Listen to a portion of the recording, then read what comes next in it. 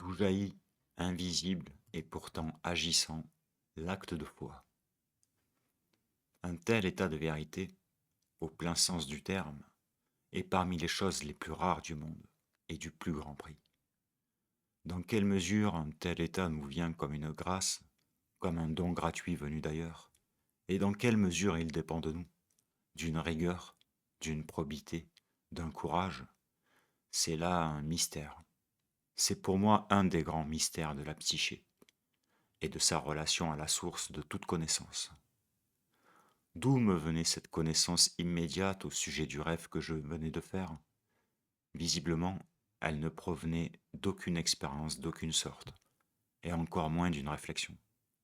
Je crois pouvoir dire, sans nuance de doute, que c'était là une chose qu'il m'était dite, en même temps que le rêve, par le fait même que ce rêve était bel et bien vécu par moi, et avec une telle force, et que je ne pouvais absolument pas récuser le témoignage de ce vécu, ni la connaissance, inséparable, à vrai dire, de celui-ci, que ce vécu avait, au-delà de son sens littéral, un autre sens, et qui me concernait de façon autrement plus profonde.